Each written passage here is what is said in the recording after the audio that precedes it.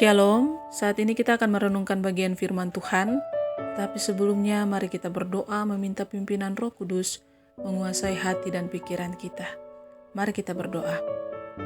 Bapa kami yang di sorga, pada kesempatan ini kami ingin mengucap syukur atas seluruh berkat dan penyertaan Tuhan yang sempurna dan nyata dalam hidup kami. Terima kasih karena Engkau masih memberikan kami nafas kehidupan untuk menjalani hari-hari hidup kami dengan sukacita. Dan kesempatan ini kami bersyukur karena Tuhan masih memberikan kami waktu untuk bersekutu dan merenungkan firman-Mu. Tuhan berbicaralah kepada kami.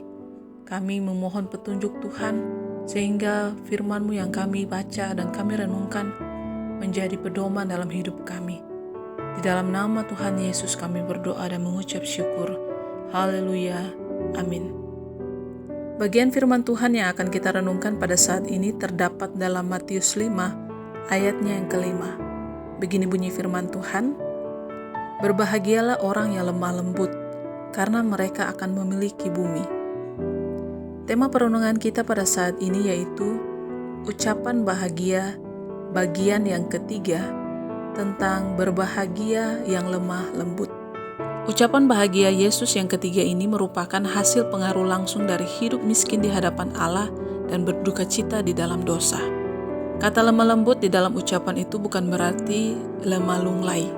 Kata ini menunjuk pada kekuatan sekaligus kelembutan seseorang yang taat kepada Tuhan setelah melewati lika-liku kehidupan. Orang yang taat akan mengikuti petunjuknya, rancangannya, dan bersikap lemah lembut terhadap sesama. Dengan karakter ini, ia tidak mudah terbakar emosinya ketika dihasut tetapi tetap tenang, sabar, rendah hati, dan berpikir jernih menghadapi kondisi seperti itu.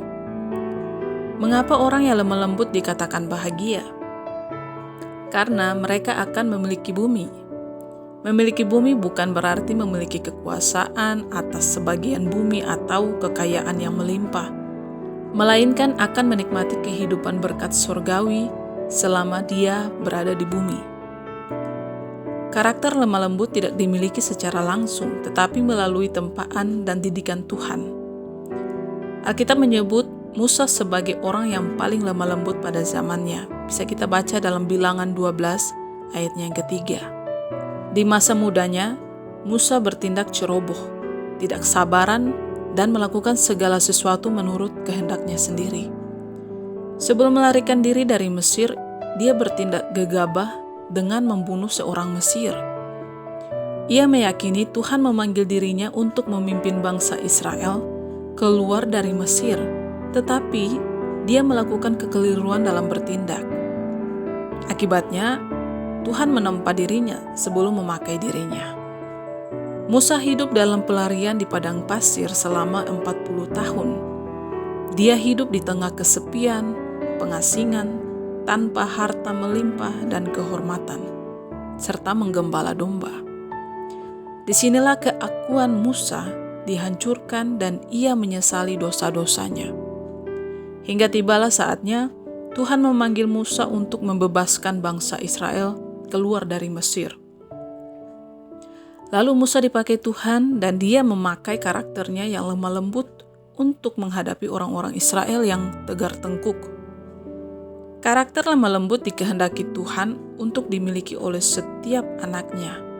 Karakter ini biasanya tidak diingini orang, tetapi dibentuk Tuhan dengan cara yang keras, seperti yang Tuhan lakukan terhadap Musa.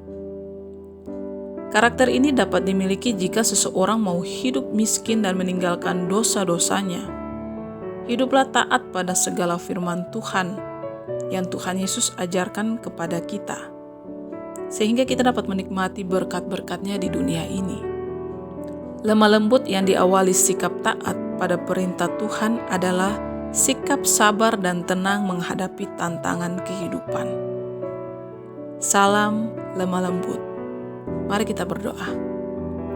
Tuhan Yesus, kami mengucap syukur untuk firman-Mu yang sudah mengajarkan kami, yang sudah memberikan kami pencerahan dan pemahaman bahwa kami sebagai anak-anak-Mu harus memiliki sikap yang lemah lembut.